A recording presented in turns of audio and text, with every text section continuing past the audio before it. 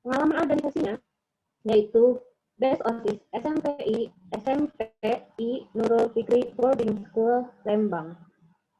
Dan organisasi selanjutnya yaitu PES 5 UPI Cibiru.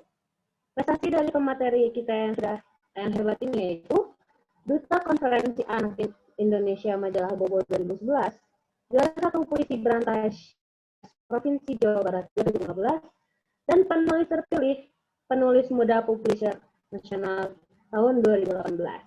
Nih, ada juga kontaknya teman-teman jika dibutuhkan dari catat di 082120 511023 dan bisa cek juga Instagramnya yaitu dia David. Mari kita langsung sambut saja pembawa acara kita selanjutnya yaitu dia Azkia Fadila Haidar. Halo dia. Halo Teh. Oke, langsung aja ya karena udah 1:10 ini. Mangga.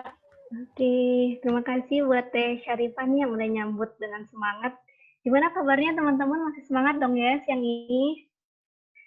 Walaupun sekarang udah jam 1, udah jam-jam yang ngantuk, apalagi habis makan siang nih.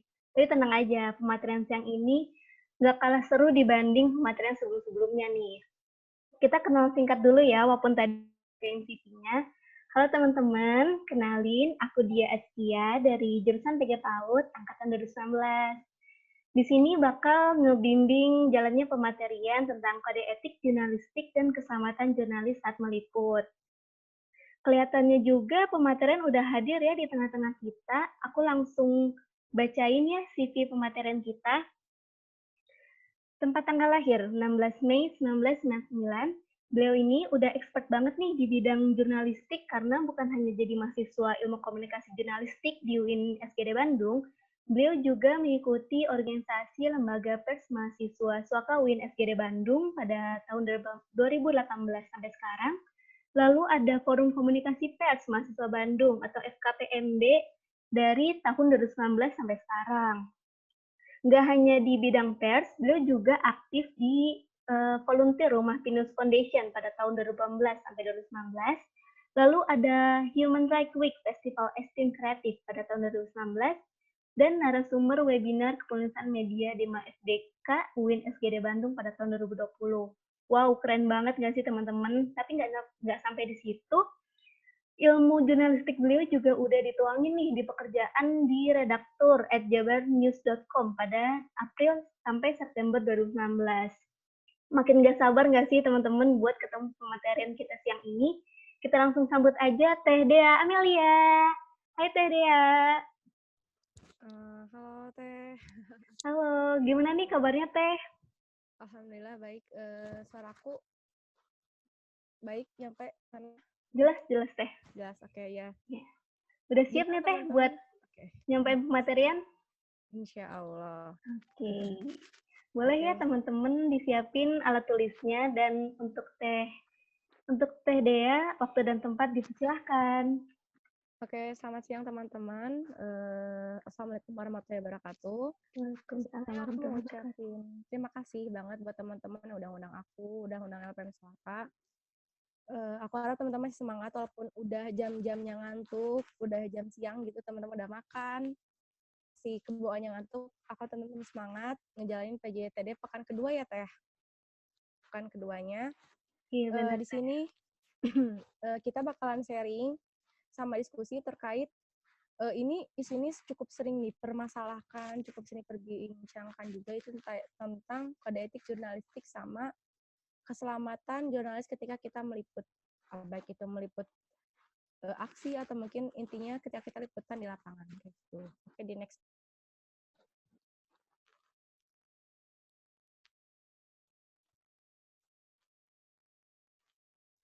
Di next lagi. Nah, sebelum kita ngebahas lebih dalam apa itu kode etik, mungkin teman-teman sering ngedengar istilah kode etik ini gitu. Jadi kalau secara umum, karena jurnalis merupakan sebuah profesi, jurnalis atau wartawan merupakan profesi, jadi ketika kita melaksanakan kegiatan jurnalistik atau melaksanakan kegiatan jurnalis, melaksanakan kegiatan mencari, mengolah, mempublikasikan suatu informasi, itu kita memiliki pedoman, kumpulan etika, landasan, atau ketentuan-ketentuan yang mengatur jalannya pekerjaan kita gitu, jalannya kegiatan kita, yaitu yang tadi kegiatan jurnalis, kegiatan mengolah, mencari, dan mempublikasikan informasi. Nah, landasan-landasan inilah yang kemudian kita sering sebut dengan kode etik jurnalistik. Jadi, sebenarnya buat apa sih kode etik jurnalistik itu? Buat landasan kita menjalankan profesi kita gitu, agar tetap idealis, tetap profesional gitu, nggak melenceng dari tata aturan gitu. Terlepas dari adanya UU nomor 49 tahun 99 tentang Undang-Undang Pers, kode etik juga nggak kalah penting gitu. Kode etik jurnalistik tidak kalah penting dalam mengatur keberlangsungan profesi jurnalis menjalankan profesinya. Di next aja.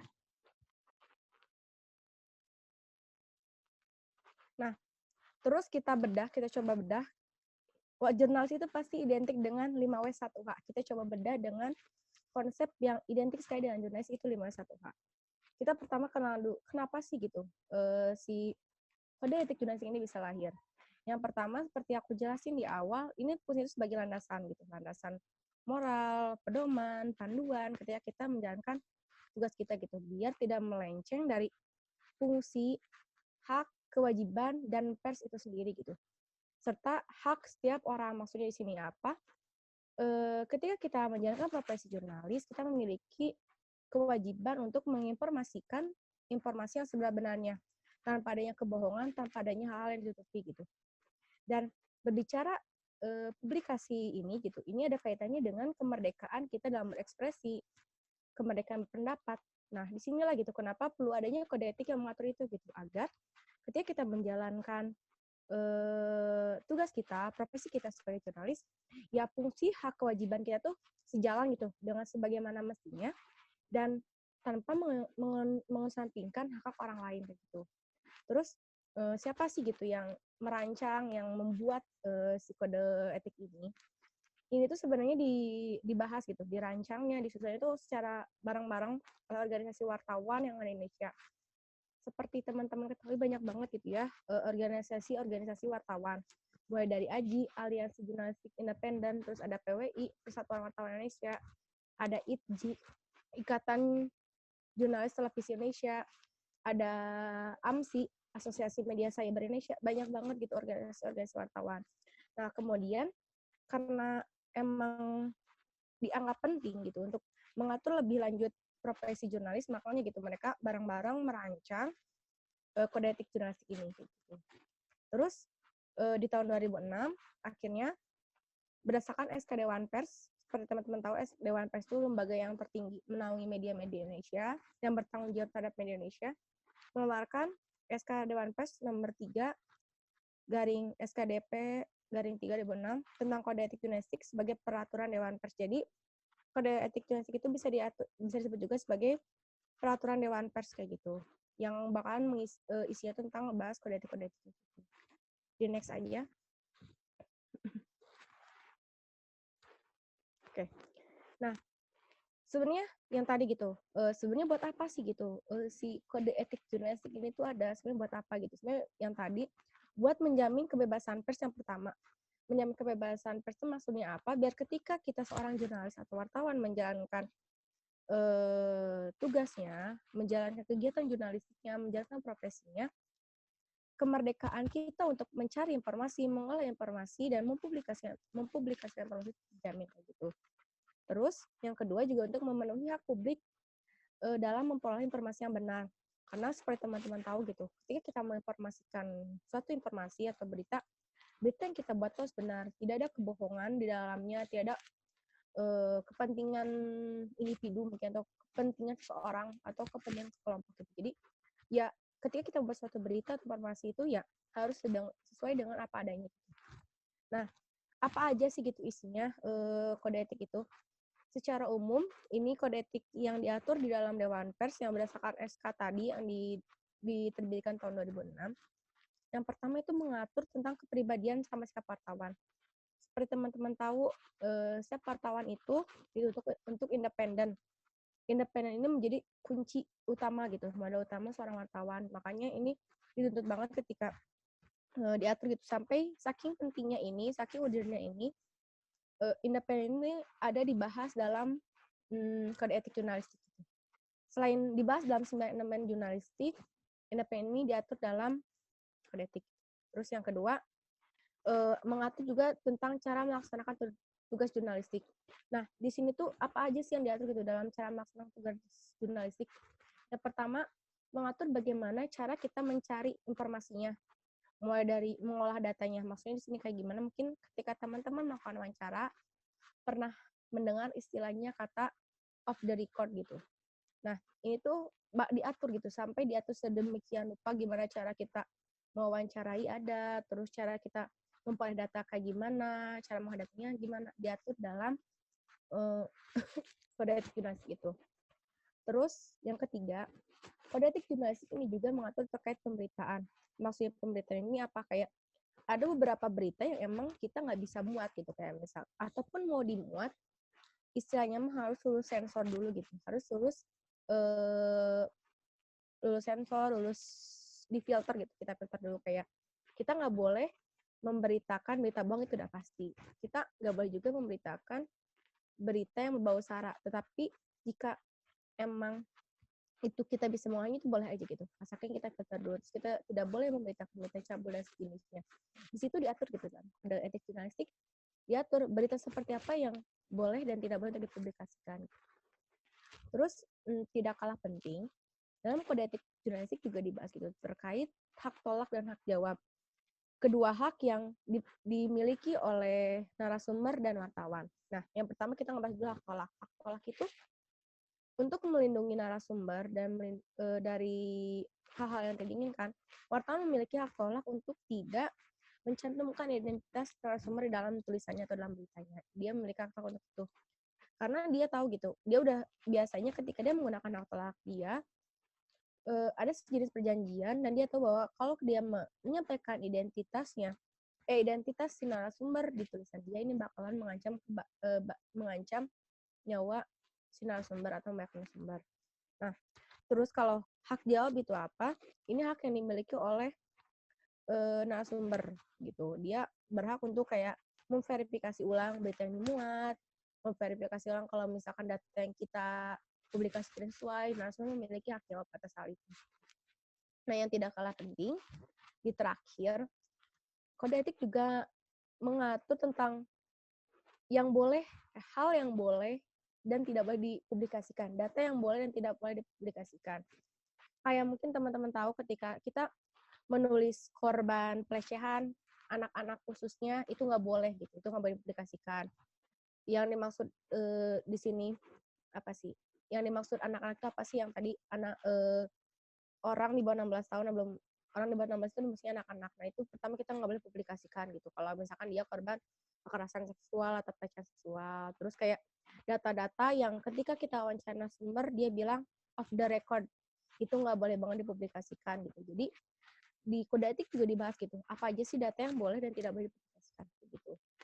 Tapi yang menjadi catatan, makanya aku kasih tanda bintang di bawah, walaupun ini disusunnya oleh organisasi wartawan Indonesia, setiap organisasi wartawan itu dia memiliki kode etik turunan, tapi yang tetap mengacu kepada kode etik yang udah disepakati oleh bersama dari dikeluarkan SK-nya oleh Dewan Pers. Kenapa mereka punya kode etik turunan?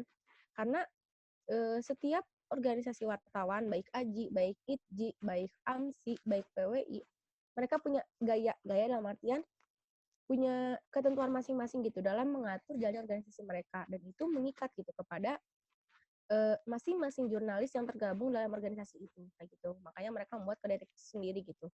Kayak kalau AJI itu kalau nggak salah dia nggak ada pasal-pasal, dia langsung berebet gitu. Berebet itu dia nyusun gitu, langsung ada listnya ayat-ayat gitu kan. Kalau kode etik secara umum dia itu ada pasal-pasalnya kayak gitu. Di next aja. Nah, lantas bagaimana gitu dengan pers mahasiswa buat kita semua gitu, buat teman-teman gitu, buat pers mahasiswa yang bergerak istilahnya kita bisa dibilang media alternatif gitu, sebagai pers mahasiswa. Jadi kita bertanya kode etik apa yang kita pegang secara umum, kita mengacu kepada kode etik yang dikeluarkan oleh Dewan Pers gitu dan mengerjakan kegiatan jurnalistik baik meliput di dalam kampus ataupun di luar kampus kayak liputan aksi kayak gitu. Kode etik yang kita pakai adalah kode etik milik Dewan Pers. Kenapa kita pakai kode etik Dewan Pers? Karena secara umum kebanyakan dari pers mas itu kita nggak gabung kepada organisasi wartawan yang legal, dalam artian legal itu dia terverifikasi. Mungkin teman-teman juga kita kayak nggak gabung dengan AJI, mungkin kita nggak gabung PWI, mungkin ada pun kita organisasi hanya organisasi untuk komunikasi aja gitu. Dan disinilah gitu ketika emang organisasi yang kita gabung itu dia belum absah gitu, belum berbadan hukum, nggak ada kode etik yang mengatur gitu. Makanya yang menjadi acuan ketika pers mahasiswa itu biasanya adalah kode etik yang yang diastakan Dewan Pers pada tahun 2006 kayak gitu. Oke, di next aja.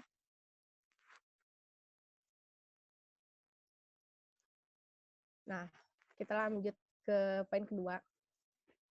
Aku ingin nanti kita bakal lebih banyak diskusi aja sama sharing, jadi aku akan agak cepat gitu. Nah, berbicara terkait keselamatan jurnalis, perlu ingat teman-teman ingat semua gitu. Tidak ada berita yang seharga nyawa. Maksudnya apa? Mau sebagus apapun berita kita, sebagus apapun isu yang kita tulis, kalau itu membahayakan nyawa kita, perlu dipikir ulang gitu. Kenapa? Percuma gitu misalnya kita nulis tapi nyawa kita jadi taruhan atau mungkin nyawa narasumber kita jadi taruhan, itu kan juga harus dipikir kembali gitu. Jadi ingat kembali ketika kita bakal menulis berita atau mengemas satu isu, bahwasanya tidak ada berita yang seharga nyawa gitu. Mau dibayar berapapun ya nyawa kita mah nggak ada dua gitu. Kita bukan kucing yang sekali jatuh nyawanya banyak gitu. Sekali tembak kita bisa mati, sekali ketabrak kita bisa mati mungkin, atau mungkin sekali kena peluru ketika aksi kita bisa koma terus mati kayak gitu. Jadi ingat kembali ketika meliputan bahwasanya nyawa lebih penting gitu, harus kita utamakan gitu. Di next saja. Oke, berbicara keselamatan jurnalis. Ini beberapa materi yang aku rangkum ketika aku ikutan webinar, aku rangkum, aku kemas kembali. Ini sebenarnya intinya itu ada pada 4 poin. Pertama ada pada news planning kita, news hunting, news writing, sama news publishing. 4 hal ini yang aku kira gitu. Ini penting banget kita perhatikan ketika kita akan membuat suatu berita atau mengemas suatu isu menjadi sebuah berita. Inilah yang menggantungkan hidup kita, nyawa kita, gak cuma kita malah, tapi nyawa si narasumber juga kayak gitu. Apalagi kalau berbicara isu yang kita kemas atau berita yang bakalan kita buat adalah berita-berita berbau hal negatif gitu, yang bisa menimbulkan salah satu pihak merasa dirugikan gitu. Jadi ini penting banget 4 hal ini yang harus diperhatikan gitu. Yang pertama perencanaan, kedua peliputan atau pelaksanaan, yang ketiga penulisan, dan yang terakhir publikasi. Publikasi itu mencakup pasca sama saat gitu, sama waktu mau publikasinya gitu. Oke, di next. Nah, pertama ini ada news planning. Yang harus teman-teman atau hal perencanaan, yang pertama teman-teman lakukan itu tentunya lakukan riset dan cari tahu informasi sebanyak mungkin tentang isu, lokasi, bahkan narasumber. Pertama, kenapa kita harus tahu isu?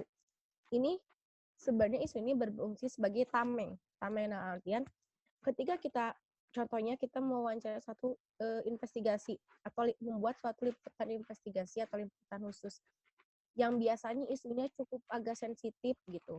Nah, kita harus tahu isu biar bisa menjadi tameng. Ketika kita udah paham isunya, kita tahu nih sebenarnya ini tuh arah isunya kemana, dan ketika kita diserang oleh narasumber kita punya data, kita punya argumen yang mampu melawan, memperkuat kita gitu, memperposisi kita. Jadi pertama kita tahu isunya. Gitu. Terus yang kedua, kita juga harus tahu sih lokasinya. Kayak ini lebih identik ketika kita mau liputan kayak SARA, isu di daerah konflik, isu di ketika kita liputan aksi. Kita harus tahu nih lokasinya tuh kayak gimana. Ini fungsinya buat apa? Biar kita tahu medan ketika kita terjun di lapangan. Kayak misalnya kita liputan aksi, kita tahu nih kemana kita harus cari nentuin titik kumpul, kita tahu di mana kita harus menemukan titik evakuasi, dan kita bisa tahu di mana tempat kita aman buat berlindung. Nah, kayak gitu. Terus, kenapa kita juga harus cari tahu tentang narasumber? Ini penting karena biar kita nggak blank gitu. Kita harus tahu background narasumber kita itu apa, terus dia apa ya istilahnya for sama for dia itu kayak gimana, artian orangnya kayak gimana gitu. Biar nanti ketika kita berhadapan dengan dia, kita udah tahu nih hal apa yang harus kita persiapkan gitu, sikap seperti apa yang harus kita persiapkan gitu. Yang kedua, membuat mapping atau guide sebagai pedoman. Nah, ini penting banget biar ketika teman-teman terjun ke lapangan tuh nggak blank gitu. Kayak misalkan teman-teman udah riset nih, udah riset isunya, udah riset lokasinya, udah riset si narasumbernya, silakan teman-teman kemudian buat mapping atau guide sebagai pedoman. Biar nanti ketika terjun ke lapangan, kalau sampai terjadi hal-hal yang tidak inginkan, teman-teman udah tahu harus kemana. Kayak sekarang, kalau misalkan yang tadi kita contoh ketika teman-teman udah lokasi, udah survei lokasi, udah cerita tentang lokasi, teman-teman kemudian mapping. Mapping buat mappingnya, oh nanti kalau aku mau kayak mau berlindung, aku tahu aku harus berlindung di mana gitu. Kalau aku mau nyari titik evakuasi, aku harus kemana kayak gitu. Biar kayak gitu. Terus kayak kalau misalkan teman-teman udah tahu si isunya kayak gimana, teman-teman ketika wawancara sumber pun ya akan bingung gitu, topiknya nggak akan melenceng ke sana ke sini karena teman-teman udah di mapping gitu, udah difokusin, oh aku harus wawancara tentang ini, yang aku harus ulik adalah tentang ini kayak gitu. Jadi penting banget buat teman-teman membuat mapping atau guide kayak gitu. Yang ketiga, tentu ini harus juga gak kalah penting, malah penting banget, analisis resiko. Analisis resiko itu teman-teman analisis pasca dan saat. Pasca yang satu, saat peliputan, sama pasca peliputan. Kayak gimana kira-kira ketika kita mengangkat isu ini bahkan bahaya nggak sama kita gitu.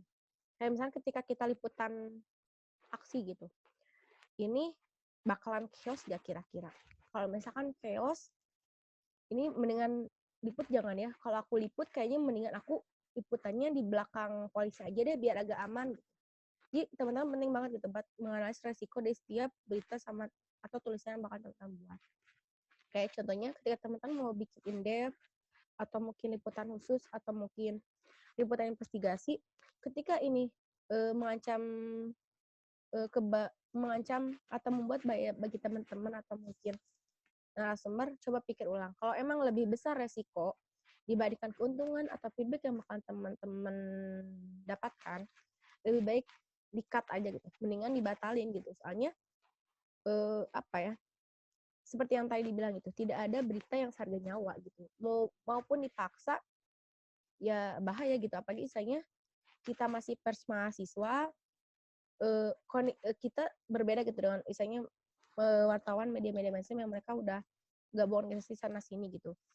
Keabsahan kita gitu, legalitas kita masih dipertanyakan karena mungkin karena kita tadi belum gabung organisasi yang berbadan hukum gitu. Terus udah kayak gitu, mungkin udah gak basi sih gitu ketika kita mempersiapkan lebih dari satu planning atau satu rencana. Gunanya buat apa? Biar ketika rencana pertama tidak sesuai dengan harapan, teman-teman udah menyiapkan backup atau rencana cadangan yang mungkin itu bisa lebih terrealisasi. Ketika tadi teman-teman udah riset, terus udah di analisis resikonya, nanti bakalan kebayang nih, rencana mana yang lebih memungkinkan untuk direalisasikan, dan yang besar, yang rencananya itu beresiko besar, kita bakalan cancel kayak gitu. Ini tuh fungsinya, kenapa harus lebih dari satu rencana, dan nanti ketika kita peliputan, kebayang nih, oh ini mah rencana ini mah udah gak akan balik, udah gak akan benar, kayaknya kita ganti ke rencana B. Gitu. Jadi persiapkan sebanyak mungkin rencana-rencana liputan. Gitu. Terus ini yang mungkin kerap dilupakan gitu, karena kita istilahnya terus gitu ya, mikirin isu atau mungkin riset atau mungkin melakukan perencanaan-perencanaan, kita kurang memperhatikan kesehatan mental sangat fisik.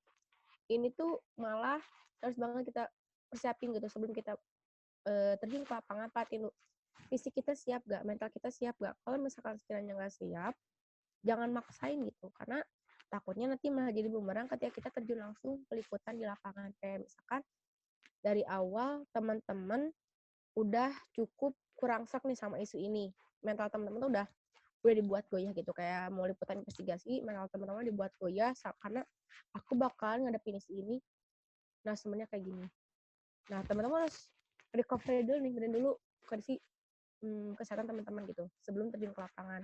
Terus kayak misalkan teman-teman udah agak pusing mungkin atau misalkan agak panas, demam ketika meliputan aksi, coba jangan terlalu maksa gitu. Toh istilahnya reporter atau mungkin jurnalis yang ada di lembaga teman-teman tuh nggak cuma satu tapi banyak gitu. Jadi perhatiin juga kesehatan mental dan fisik teman-teman saat mau melakukan liputan.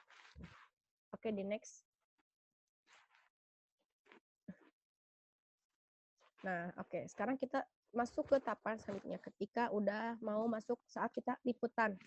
Liputan baik apapun ini, aku ringkas mau liputan aksi, mau liputan investigasi atau in-depth, atau liputan khusus, mau liputan di daerah konflik, atau liputan SARA, aku coba kemas di satu slide, dan ini sebenarnya nggak beda jauh sih. Ini yang terpenting gitu, ketika teman-teman intinya melakukan peliputan atau terjun ke lapangan secara langsung untuk mendapatkan data, kayak gitu, atau mencari data. Yang pertama, tadi ketahui peta lokasi sama peta konflik. Ketika di perencanaan teman-teman udah tahu, udah ngelakuin riset, udah cari tahu informasi, teman-teman udah tahu nih peta lokasinya kayak gimana, peta konfliknya kayak gimana, teman-teman bakalan enak gitu ketika melakukan peliputan, teman-teman nggak usah bingung lagi gitu. Aku harus kemana, aku harus ngapain, teman-teman nggak akan bingung karena teman-teman udah tahu gitu peta lokasinya kayak gimana, peta konfliknya kayak gimana. Yang kayak tadi kalau misalkan teman-teman liputan aksi tahu peta lokasi, teman-teman bakal tahu kemana saya harus berlindung ketika terjadi chaos gitu, atau terjadi penyerangan dari pihak kepolisian kayak gitu, kayak titik evakuasi, titik kumpul, titik berlindung yang aman. Terus dengan mengetahui peta konflik, kayak teman-teman kalau misalkan liputan in-depth atau liputan di daerah konflik atau liputan yang berbau SARA, teman-teman bakal tahu apa yang boleh dan tidak boleh dilakukan ketika teman-teman meliput di kawasan itu gitu. Kayak misalkan ketika kita liputan di daerah Kampung Naga atau mungkin di daerah Cirende, mereka tahu nih kalau di sana tuh ada pantangan-pantangan yang nggak boleh dilanggar. Nah, teman-teman penting banget kan buat peta konflik. Jadi pertama itu ya, ketika peliputan ketahui dulu peta konflik sama peta lokasinya. Makanya ini gunanya yang pertama tadi ketika di perencanaan, riset, sama mapping. Ini gunanya buat ini, buat teman-teman tahu peta konflik sama peta lokasinya. Terus yang kedua, memakai identitas lengkap. Ini penting karena untuk membedakan kita dengan orang lain. Maksudnya apa? Misalkan ya, ketika teman-teman liputan aksi, kan ada masa aksi, ada wartawan gitu. Usahakan teman-teman menggunakan PDH teman-teman gitu, atau baju liputan teman-teman, baju lapangan teman-teman. Gunanya apa? Itu untuk membedakan mana keberadaan teman-teman sebagai media sama keberadaan yang berperan sebagai masa aksi kayak gitu. Kalau misalkan kita nggak pakai identitas, raudzubillah min dzalik gitu ya, amit-amit gitu, tiba-tiba kita ditangkap polisi, kan jadi bingung gitu. Kan istilahnya polisi mah mungkinnya bisa main asal tangkap aja gitu, karena kita nggak pakai identitas gitu. Sekalipun itu kita udah pakai kartu pers, itu kan kadang kecil gitu, maksudnya kecil tuh gak terlalu terlihat gitu. Bisa aja kita masih main tangkap, diusahain memakai identitas selengkap mungkin, misalkan pakai PDH, dan yang terpenting sengaja kartu pers gitu. Kalau emang teman-teman nggak ada baju lapangan atau PDH. Terus yang ketiga, ya tadi pastikan kesehatan teman-teman prima, baik mental ataupun fisik. Takutnya nanti tumbang di jalan duluan, akhirnya liputannya nggak jalan gitu. Jadi pastiin kondisi teman-teman tuh siap, lahir batin, mentalnya siap, fisiknya siap gitu.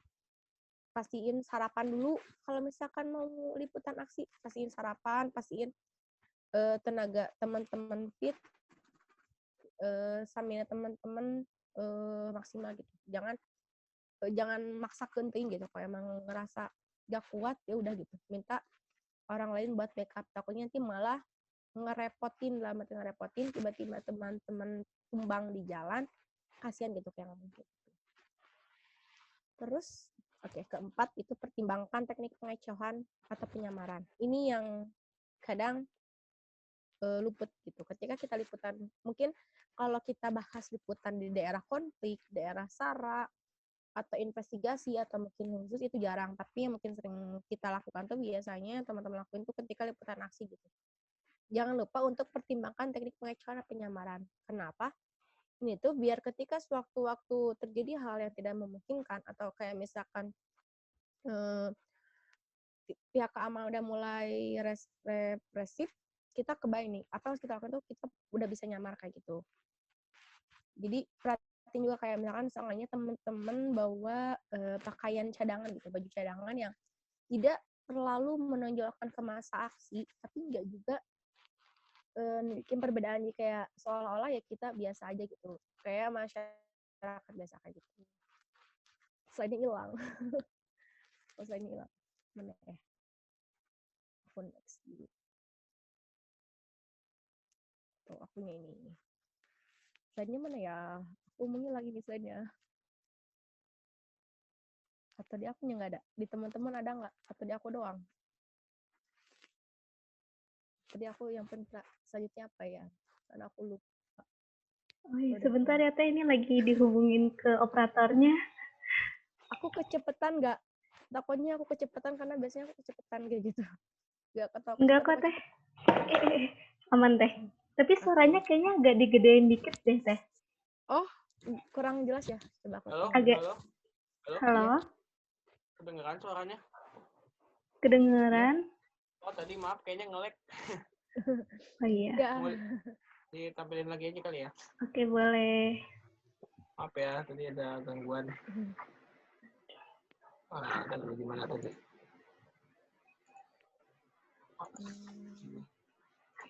Oke, udah ada ya Teh? Oke. PPT-nya? Oke. Maaf ya. Iya, makasih ya Rik. Kang. Iya.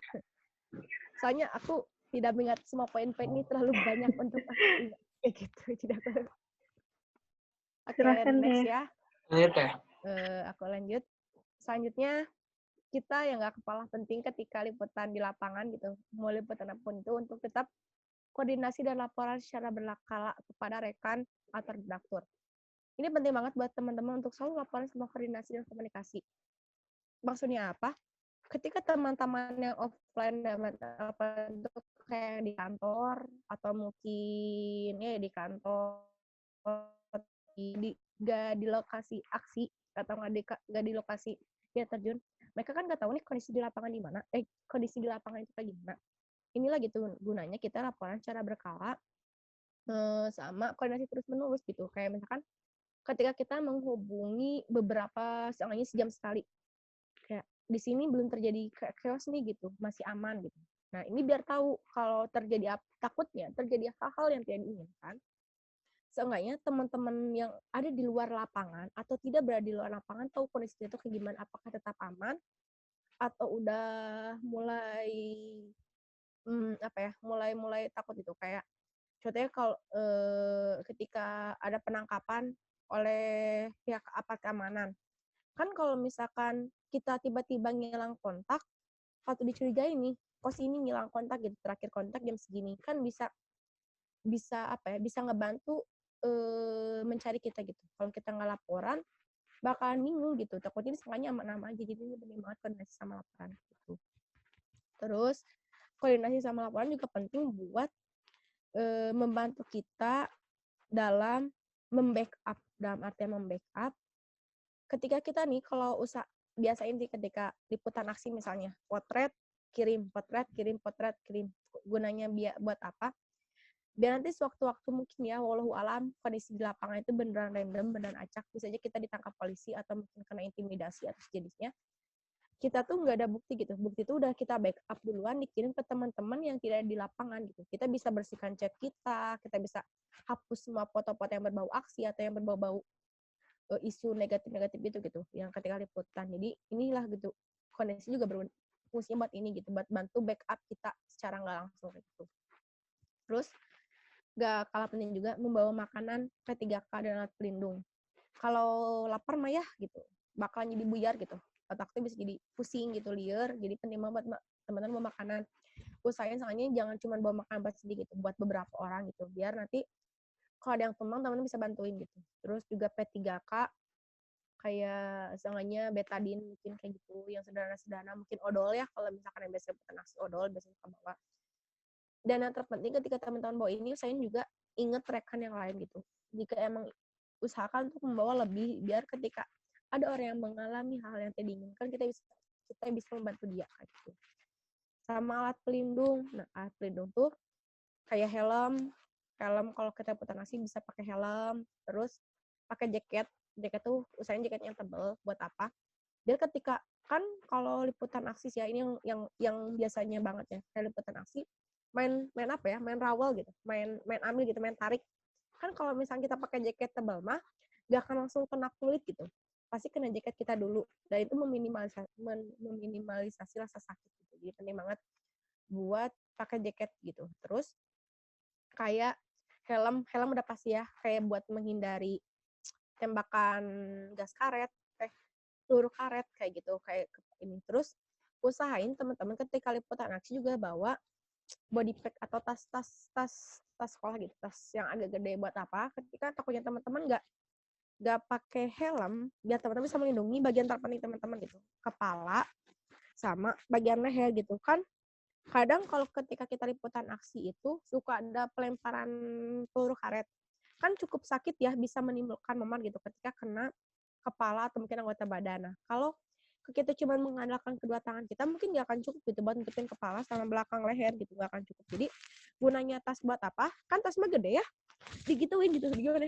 Ditutupin gitu, bisa nutupin soalnya bagian terpenting kita ini, yang leher sama kepala kita kayak gitu. Karena kalau misalkan kita nggak pakai helm itu agak cukup melindungi dari nggak terlalu kayak peluru karet kayak gitu, atau mungkin batu-batu kecil kan kadang suka main lempar batu atau botol gitu, bisa setidaknya tas itu melindungi. Jadi penting banget buat teman-teman bawa alat pelindung kayak gitu. Terus yang gak kalah penting juga, wajib harus teman-teman menyimpan kontak penting ketika mau liputan yang emang itu cukup membahayakan. Kayak liputan aksi itu cukup membahayakan, liputan investigasi mungkin, atau liputan khusus, atau liputan di daerah konflik, liputan SARA. Simpan kontak penting, seenggaknya kayak LBH, ya Lembaga Bantuan Hukum, terus organisasi-organisasi jurnalis kayak AJI, mungkin biasanya kita koneksi ke AJI, kontak AJI, terus kontak kayak demis-demis yang bisa membantu kita gitu. Gunanya apa? Jadi kalau ada urgent apa-apa, kontak penting ini bisa membantu kita gitu. Kayak yang tadi ke LBH, bisa membantu buat mengadvokasi kita gitu ketika terjadi hal-hal yang nggak dipentingkan kayak gitu. Terus kita juga nggak kalah penting buat selalu kolaborasi bareng sama media dan instansi lain. Gimana pun kita nggak bisa jalan sendiri-sendiri gitu. Kayak ya PS5 suaka-suaka gitu, misalkan jumpa-jumpa SM nggak bisa gitu. Kita tetap harus kolaborasi, biar apa, ketika misalkan terjadi sesuatu yang tidak diinginkan, ada orang yang bisa membantu kita buat membackup, buat membantu kita buat mengadvokasi juga, menjaga, saling membantu, saling melindungi juga. Kayak misalkan ketika teman-teman di lapangan, mungkin biasanya koordinasi sama FKPMB. Kan kalau ada apa-apa, kayak misalkan, ini kok nggak ada kabar, dari LPM ini nggak ada kabar, kan bisa saling membantu gitu. Inilah pentingnya kenapa harus ada kolaborasi antar media, antar lembaga atau instansi lain kayak gitu. Terus, ini yang biasanya luput gitu, keenakan liputan sampai jejaknya banyak, dan mati jejak itu kayak story gitu ya. Usahakan untuk teman-teman meninggalkan sedikit mungkin jejak. Kayak contohnya foto, terus chat.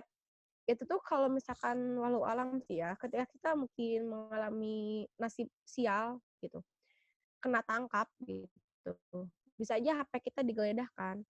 Usahakan teman-teman chat udah dihapus, foto udah dihapus. Itu untuk apa? Untuk meninggalkan sedikit mungkin jejak kita gitu. Kayak contohnya kita, kalau misalkan kita dapat chatnya tuh pas lagi ngomongin polisi gitu, atau polisi isilop sama dia, atau ngomongin aparat keamanan gitu. Dia ditangkap kan, itu bakalan juga, ini dia ngomongin ini gitu. Kayak contoh kita ngoto pas lagi masa aksi tangkap sama Intel. Itu kan juga berbau negatif bagi aparat keamanan kayak gitu. Jadi jejak-jejak itu tuh harus kita tinggalkan dengan cara ya tadi, koordinasi sama laporan, buat backupnya koordinasiin terus ke mereka gitu, kayak gitu, kirim ke mereka kayak gitu. Terus ini juga penting, menyiapkan memori dan baterai cadangan, karena kalau mati HP-nya atau kameranya, assalamualaikum gitu, ntar pusing kita mau bimbing kayak gimana kayak gitu. Jadi usahakan membawa baterai atau memori cadangan, biar kalau ada apa-apa gampang gitu, biar bisa main backup gitu, biar teman-temannya nggak bingung gitu. Kalau misalkan tiba-tiba memori penuh kan liar gitu. Alas ya motret belum beres, ini baru mau chaos tapi memori udah penuh. Jadi misalkan memori cadangan. Mau bawa kalau enggak juga soalnya teman-teman bawa card reader, dia bisa langsung dipindahin ke HP teman-teman gitu. Kalau biasanya kalau kamera pakai card reader bisa langsung dipindahkan gitu ke HP gitu. Oke, di next. Nah, sekarang kita masuk ke tahap selanjutnya, yaitu news writing atau penulisan. Ini penting karena terkadang ketika kita sudah aman di peliputan gitu ya, masih sehat walafiat gitu di peliputan, pulang dari aksi masih alhamdulillah selamat, bikin investigasi alhamdulillah selamat gitu. Tapi ketika liputan, ketika menulis kita kadang suka blank, jadi penting buat memperhatikan ini. Yang pertama itu pastikan data yang ditulis sama dengan data yang kita peroleh. Jangan pernah menambahkan, jangan pernah mengulangi data yang kita peroleh. Maksudnya apa? Ketika teman-teman wawancara, pasti teman-teman punya transkrip wawancara gitu. Sesuaikan datanya gitu, pastikan balance. Jangan pernah, maksudnya jangan mengurangi di situ, pasti ada beberapa topik yang kadang melenceng. Nah, itu boleh dikurangi gitu. Tapi kalau emang udah mulai melenceng, nggak usah dimasukin gitu, nggak usah ditambahkan. Jadi, pastikan data itu sesuai dengan data yang diperoleh. Terus, yang kedua, perhatikan redaksi kata dan kalimat. Redaksi kata yang tidak sesuai dan kalimat yang tidak sesuai itu bisa menimbulkan penafsiran yang berbeda di mata pembaca. Kayak misalkan contohnya kata tidak becus dan tidak maksimal gitu. Kan itu sebenarnya permasalahan redaksi kata gitu, tapi pembaca bisa menafsirkan yang berbeda-beda. Jadi penting banget buat kita juga pemilihan redaksi kata ini yang baik dan benar gitu. Jadi biar penafsiran pemaknaan pembaca itu sama apa yang kita maksud gitu. Gak jadi ambigu gitu, gak jadi banyak makna gitu, gak jadi tanda tanya di pembaca gitu. Jadi perhatiin juga gitu pemilihan redaksi kata sama kalimatnya. Terus jangan bosan buat meng-cross check ulang. Nah, ini maksudnya meng-cross check tuh ya biar teman-teman gak ada typo-typo. Ini hal sederhana typo, tapi typo dikit kan kadang maknanya bisa berbeda gitu ya. Jadi jangan bosan buat cek lagi.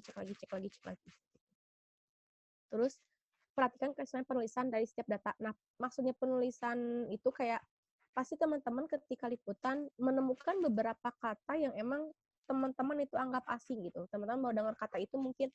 Nah, ini penting untuk memperhatikan penulisannya gitu. Teman-teman boleh mungkin cek HBBI atau searching sebenarnya yang dia maksud tuh mau ngomongin apa gitu. Biar yang data teman-teman tulisan itu sesuai gitu sama yang teman-teman peroleh kayak gitu. Terus kayak penulisan nama narasumber. Kayak Ahmad, kadang ada yang Ahmad biasa gitu, AHMAD gitu, ada yang Ahmad gitu. Ada yang juga beda-beda gitu ya, penulisan Ahmad, kayak Muhammad juga kan yang M-nya 1, ada yang M-nya 2, itu hal sederhana gitu, tapi teman-teman harus pastikan bahwa itu sama gitu, jadi pastikan kesesuaian dengan data yang diperoleh. Jadi kalau misalkan biasanya, cara mensiasati ini, khususnya untuk terkait nama narasumber, teman-teman bisa ketika teman-teman wawancara narasumber, kasihkan HP teman-teman, Bapak silahkan tulis nama lengkap dan jabatan gitu. Jadi biar ketika teman-teman ada apa-apa, udah pasti kan dia yang nulisnya gitu. Masa dia sendiri yang nulis tapi namanya salah kan gak lucu gitu. Jadi nanti mah kalau misalkan wawancara narasumber bisa kayak gitu ya. Atau kan Bapak silahkan tulis di note saya nama Bapak, terus ya tadi gitu jabatan Bapak di lembaga terkait gitu. Pokoknya identitas narasumber lah intinya mah gitu. Itu dia sendiri gitu. Terus ini nih yang kadang nih luput gitu. Pastikan ketika kita membuat suatu berita tidak ada opini dan kebohongan di dalam tulisan. Opini itu kan penafsiran kita pribadi, pemahaman kita pribadi. Kenapa nggak boleh ada opini? Soalnya opini itu bisa menggiring pemikiran pembaca, menimbulkan opini lagi nanti di pembacanya gitu. Misalkan kita nafsirinnya A, karena itu opini kita, ya pembaca bisa menggiring opini pembaca lagi gitu. Kayak misalkan kita udah skeptis duluan, kita terus masukin opini, ya pembaca juga bakalan apa ya namanya, timbul opini lain gitu, kayak gitu. Timbul penafsiran ganda gitu. Nggak jadi goals-nya nggak nyampe gitu kalau misalkan ada opini. Sama kalau misalkan teman-teman merasa itu kata-katanya perlu ditafsirkan, kayak kadang kan saya kira lagi ngebahas Omnibus Law, tapi di kutipannya dia tuh nyebutin Omnibus Law, teman-teman boleh cantumin kata-kata untuk mempertegas kayak mempertegas, menjelaskan, tapi dengan catatan ketika teman-teman menggunakan kata itu, tulis read. Jadi itu dalam artian kenapa penting tuh untuk menulis kata keterangan read itu apa sih? Read itu berfungsi untuk bahwasannya itu tuh penafsiran dari redaksi, bukan opini, tapi penafsiran gitu biar pembaca nggak bingung kayak itu.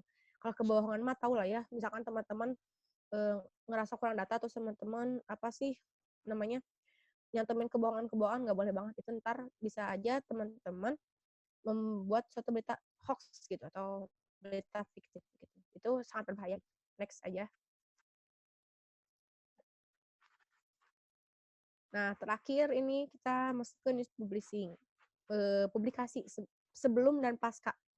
Bukan sebelum sih, saat mau publikasi sama pasca gitu.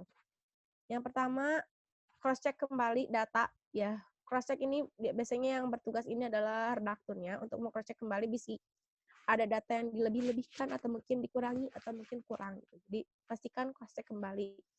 Takutnya masih ada typo. Terus yang kedua, perhatikan waktu dan momen. Kalau misalkan sekiranya ini penting ya gitu kayak timing gitu. Kalau di foto mah timing ya, kayak timing itu penting banget biar yang tulisan yang kita buat tuh kena gitu, tujuan goals yang kita mau ditulisin itu kena gitu, bukan jadi bumerang buat kita. Jangan kan misalkan teman-teman lagi bahas tentang Omnibus Law, kan Omnibus Law itu isinya permasalahan itu di DPR gini-gini, terus teman-teman bikin tulisan yang pro DPR gitu kan nggak in gitu, atau misalkan bikin tulisan tentang DPR yang lebih positif kan nggak in gitu. Jadi penting juga buat teman-teman memperhatikan waktu dan momen, karena waktu dan momen publikasi berita itu bisa memicu apa ya dampak positif atau negatif pasca berita gitu. Gitu. Terus yang ketiga, pantau kembali tulisan teman-teman. Misalkan teman-teman bikin tulisan tentang pelecehan seksual. Nah, pantau nih kondisi di lapangannya kayak gimana. Apakah narasumber yang kita wawancarai mulai menerima intimidasi mungkin atau kayak gimana gitu. Jadi pantau perkembangannya setelah ketika kita mempublikasikan berita itu kayak gimana. Karena itu bakal ngaruh di poin terakhir untuk kita memperkuat relasi koordinasi dan komunikasi dengan lembaga lain. Takutnya tiba-tiba ketika kita misalkan menulis tentang pelecehan seksual atau mungkin suap gitu di kampus. Nah, kan pasti akan ada isinya, akan ada yang merasa berbahaya ya, kayak misalkan mungkin mahasiswanya atau mungkin si redakturnya. Nah, kita kan harus memperkuat relasi dan koordinasi. Biar apa? Biar kalau ada apa-apa, ada yang bisa membackup kita dan melindungi kita, kayak gitu. Tapi tentunya ya, kalau kita juga harus punya data yang kuat. Kalau kita tuh udah membuat tulisan itu terbit atau tayang, sudah sesuai dengan kode etik jurnalistik, sudah sesuai elemen-elemen jurnalis kayak gitu. Oke, next. Terima kasih dan mari kita berdiskusi karena kota ini saya terakhir. Oke. Semoga tidak tersesat ya. Wow. Luar biasa banget ya pematerian PDF yang ini. Kita jadi lebih tahu nih apa aja hak dan kewajiban pers, terus tadi ada apa yang harus disiapkan sebelum dan sesudah turun liputan. Dan tadi ada kata-kata yang paling diingat, tidak ada berita seharga nyawa. Benar banget sih Teh itu. Oke, buat teman-teman yang masih penasaran nih, sekarang kita buka sesi Q&A. Dan bagi teman-teman yang punya pertanyaan, boleh langsung on cam juga boleh banget nih. Ayo, mata ada yang masih penasaran tentang kode etik?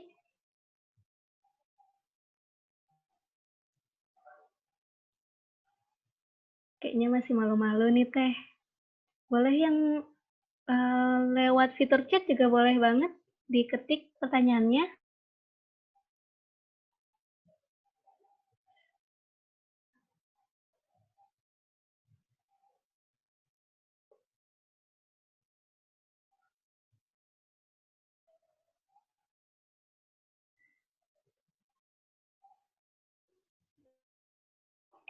Ayo. Ini nggak ada yang penasaran nih, padahal ini pemateriannya menarik banget loh. Atau mungkin tadi udah lengkap banget kali ya, jadi bingung mau nanya apa lagi gitu Teh. Atau sharing-sharing aja kali, ada yang mau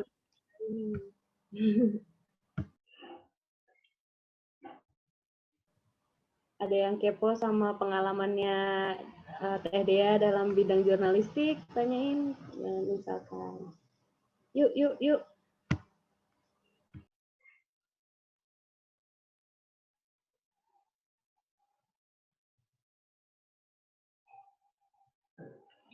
Boleh nih, yang mau nanya pengalaman juga, berhubung sumbernya depan kita bahas nih. Kita nanya-nanya tentang liputan.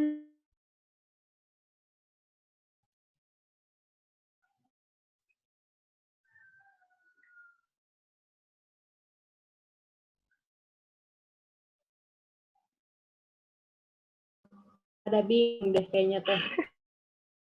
Aduh. Apa ya? Bingung. Atau mau dipilih dong. Kalau nggak ada yang nanya, ditanya balik aja nih Teh. Ditanya ya? Itu ada ya nanya. Oh ya, ini ada nih pertanyaan. Dari Rizka Asyah, izin bertanya, jika ada jurnalis yang melanggar kode etik, itu ada hukuman sanksi nggak? Terima kasih sebelumnya. Oke. Langsung dijawab aja ya. Boleh Teh, boleh. Berbicara sanksi atau hukuman, pasti ada. Kenapa ada? Soalnya yang tadi gitu, kayak kode etik itu sebenarnya bisa dibilang bukan turunan dari Undang-Undang Pers. Undang-Undang nomor 40 tahun 99 atau 49, aku lupa, Undang-Undang tentang pers. Dia tuh juga mengatur terkait sanksi. Nah, di sini juga kalau kode etik dilanggar pasti ada sanksinya dong. Nah, sanksinya itu diatur dalam Undang-Undang Pers, kayak misalkan dia salah menggunakan hak tolak atau hak jawab, pasti ada sanksinya. Terus kayak dia membuat berita bohong, pasti ada sanksinya. Dan sanksinya itu diatur dalam Undang-Undang Pers itu, pasti ada kayak gitu. Bisa nanti diulik aja gitu, dibedah Undang-Undang Pers, sanksi yang mengatur tentang kayak gitu. Gitu mungkin. Oke, buat Rizka gimana nih? Udah terjawab atau masih ada yang ditanyakan mungkin? Cukup saya, terima kasih.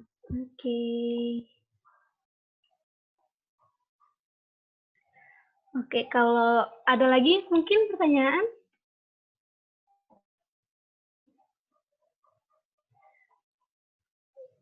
Oke. Kayaknya kalau dari dia penasaran juga nih Teh. Saya bertanya ya Teh. Boleh. Kalau di Suaka sendiri, apakah ada SOP yang mengatur anggotanya nggak Teh? SOP gimana maksudnya? SOP kayak misalnya dari peliputannya, penulisannya, gitu-gitu Teh. Kalau berbicara di Suaka sendiri sih sebenarnya SOP itu kalau buat liputan nggak ada. Cuman kita punyanya kayak lebih ke style book untuk penulisan. Itu ada. Kalau peliputan itu jadinya gimana kita selaku jurnalisnya gitu. Biasanya cuman pasti tetap dalam arahan dan pantauan divisi redaksi kayak gitu. Kalau biasanya kalau style book sih kita lebih SOP-nya lebih pada SOP untuk penulisannya. Kalau peliputan itu tergantung pada masing-masing jurnalis gitu. Gitu sih. Oke, wow. Udah terjawab sih kalau pertanyaan dia. Mungkin Teteh boleh cerita pengalaman gitu Teh saat meliput. Apakah ada misalnya bermasalah dengan isi love atau deg-degannya pas ketemu gitu Teh di luar rencana gitu? Kalau itu cukup ini ya, kalau mungkin teman-teman udah biasa liputan aksi mungkin atau belum terbiasa harus nyobain ya ini mah karena kalau apa ya teman-teman cuman ketika teman-teman menjadi jurnalis emang bagus gitu menguasai satu bidang jurnalis, tapi alangkah lebih baiknya ketika teman-teman sudah mencoba semua bidang itu. Ketika apalagi kita pers mahasiswa, mungkin teman-teman biasa liputan dalam kampus, tapi tidak ada sayang buat teman-teman coba liputan di luar kampus kayak aksi. Buat gimana merasakan riuhnya ketika masa aksi teriak-teriak, berorasi, merasakan bagaimana bau dan perihnya gas air mata kayak gitu ya. Itu karena itu hal-hal yang sederhana tapi bakalan teman-teman ingat dan bakalan bisa teman-teman bagiin ke rekan-rekan yang lain yang mungkin mereka belum pernah gitu merasakan liputan aksi. Teman-teman bakal ngerasain gimana teman-teman bingungnya dihadapkan pada posisi di depan teman-teman ada massa aksi yang ditangkap, tapi di situ teman-teman juga bingung nih. Saya kalau motret nyawa saya oke terancam, tapi di depan saya itu massa aksi gini gitu, ada yang dipukul, itu kan juga bahkan apa ya, hati nurani teman-teman tuh bakalan dimainin tuh. Duh, kudu kumaha gitu ya, harus gimana gitu. Nah, itu bakalan intinya kalau misalkan aku pribadi, aku bisa dibilang orang yang paling cukup seni untuk liputan keluar kampus gitu. Ketika emang yang cukup dimainkan emosional teman-teman di situ. Teman-teman harus bisa memanfaatkan momen di mana saya harus meliput di tengah masa aksi dan di mana saya harus meliput di belakang polisi. Itu pasti bakal ngerasain ketika kalau masih aman-aman aja mah is okay gitu. Teman-teman berani nih gabung sama masa aksi gitu. Tengah-tengah masa aksi gitu. Tapi ketika teman-teman ngerasa udah mulai bahaya, angka lebih baiknya untuk teman-teman masuk menyelinap untuk berlindung di belakang polisi. Karena biasanya wartawan media mainstream itu sepengalaman aku sih, ketika emang udah chaos mereka juga bakalan diem di belakang polisi, soalnya sebenarnya polisi pun memiliki kewajiban untuk melindungi pers kan, karena tadi gitu ada undang-undang yang menaungi pers, undang-undang yang tadi undang-undang nomor 40 atau 49 ya, aku lupa, pokoknya tahun 99 gitu. Jadi apa sih ya, emang bakal ngerasain sih, cobain dulu aja lah liputan aksi, nggak cukup sekali bakalan ketagihan kalau udah liputan aksi kayak gitu. Cuman emang harus diperhatiin kesehatannya, saya bakal menguras energi, bakalan capek kayak gitu. Saya terlalu sulit ditebak kondisi bakalan kayak gimana. Kadang yang kita kira bakalan chaos, gak chaos. Kita kira gak chaos, malah chaosnya tuh sampai ratusan orang gitu yang diungsiin ke Unisba sama ke Unpas kayak gitu. Ada yang nanya di grup. Di chat. Ada lagi nih pertanyaan. Perkenalkan, nama saya Khaliza Abdatisha, izin bertanya. Apakah saat pelimputan membawa smartphone cadangan atau yang utama ya? Yang kita tahu sendiri, kalau membawa smartphone utama itu banyak sekali informasi-informasi penting dan privasi. Jika kita terkena sial seperti tertangkap polisi, maka data kita akan disita. Sebaiknya bagaimana ya, Teh? Mangga, Teh. Kalau saran aku sih, usahain membawa HP cadangan gitu. Soalnya usahain mah itu sih, bawa HP cadangan biar kalau ada apa-apa gampang gitu. Kalau ada waktu-waktu HP utama dijabel gitu, HP cadangan itu bisa membackup kita biar tetap berkomunikasi keluar kayak gitu. Aku pribadi kalau misalkan liputan emang kadang HP bawa 2 gitu, yang satu khusus buat komunikasi ke orang, atau emang khusus buat kalau ada apa-apa aja gitu. Kalaupun enggak, palingan teman-teman siasatinya yang tadi gitu. Motret teman-teman, fokus kalau ada kamera di kamera, untuk dokumentasi di kamera, biar jejaknya lebih sedikit, maksudnya jejaknya lebih sedikit tuh memorinya teman-teman bisa langsung backup gitu ya, misalkan ke drive atau ke apa gitu. Ketika teman-teman misalkan liputan aksi nih, teman-teman bawa kamera kan, pakai card reader, terus ke HP-in kan bisa langsung di drive tuh, bisa langsung dilihat lagi kan di si memorinya kayak gitu, di si kameranya, di si memori kameranya. Nah si HP-nya pasti kan istilahnya mungkin notabene-nya hanya penuh dengan chat gitu, penuh dengan chat. Nah, usahain mah kayak gitu, pengen kalau misalkan nggak ada HP 2 atau nggak ada HP cadangan, jadi kamera tadi dengan siasati yang tadi tetap backup lewat koordinasi, atau enggak teman-teman inisiatif langsung Google Drive, membackup sendiri ke email kayak gitu, lewat Drive atau mungkin apa gitu. Ini emang jadi cukup rumit gitu ketika naudzubillah gitu ya, amit-amit gitu kita ditangkap polisi. Emang sih kadang gitu ketika HP kita dikunci kan suka dipaksa menurutnya buka HP-nya gitu, mau lihat filenya gitu. Nah, itu tuh emang ketika kita udah di situ kan kadang susah ya, apalagi misalnya kita cewek gitu, kalau buat cewek buat cewek gitu kan agak susah gitu, agak kan kadang pasti ujung-ujungnya mah ketika kalau kita nggak ngasihin baku hantam kan ya, pasti ada ada kekerasan kayak gitu. Jadi saya mah ya gitu, bawa 2, kalau enggak persiapkan backup dan harus siap backup dan meninggalkan sedikit jejak yang kataku tadi kayak gitu. Palingan Teteh, apakah sudah menjawab? Sudah sangat menjawab, Teh. Terima kasih sebelumnya. Ya, kembali kasih. Nah, buat teman-teman yang lain ada pertanyaan lagi nggak nih? Masih panjang nih waktu Q&A kita.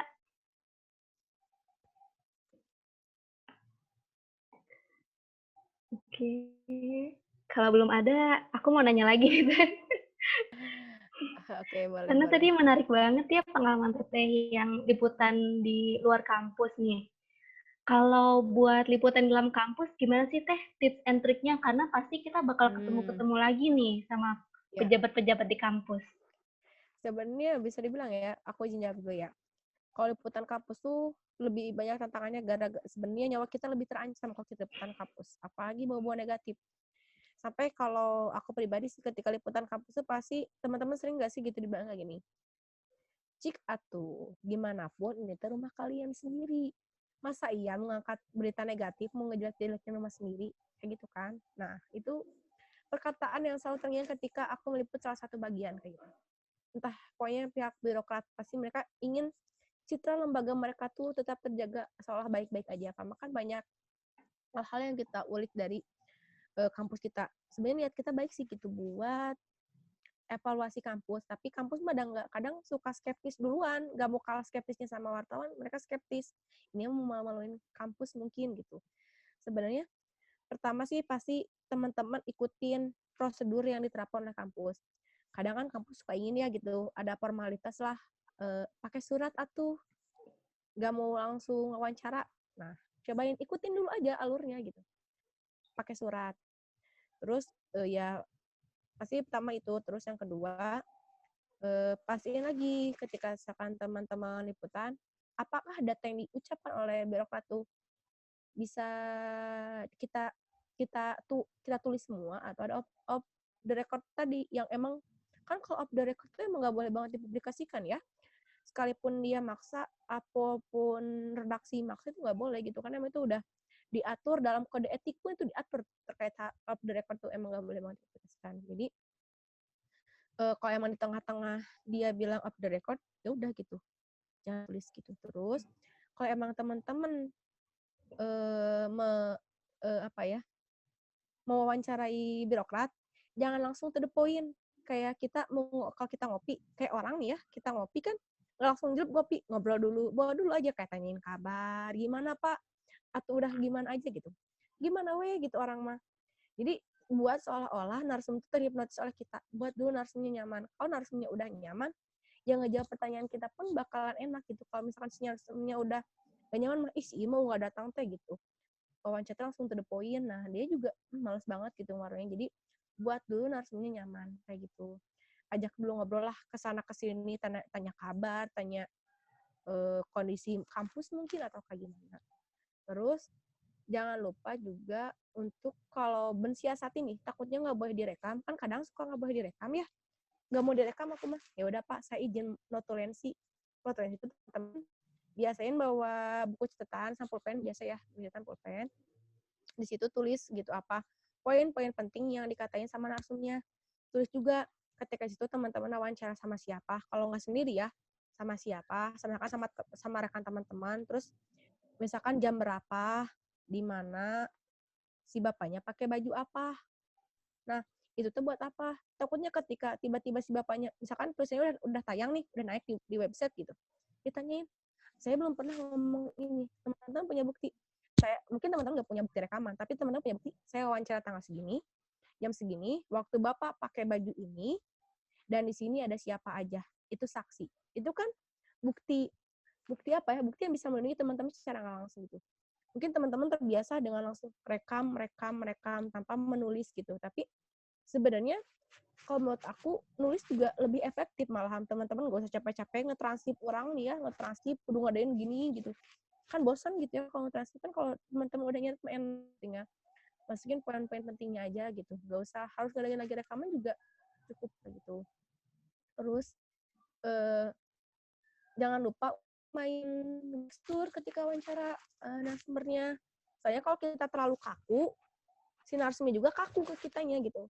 Kitanya kaku, narsumnya kaku, terus kita juga bisa bisa blank. Maksudnya blank, kita tuh udah riset nih di awal. Oh aku tahu, aku bakalan ngadepin narsum yang kayak gini. Dia tuh paling gak suka gini. Ngadepinnya kayak gini. Isu aku tuh kayak gini. Kalau misalkan teman-temannya kaku aja diem. teman-teman bisa mati kutu gitu. Maksudnya mati kutu tuh gimana ya, bakalan di stuck gitu.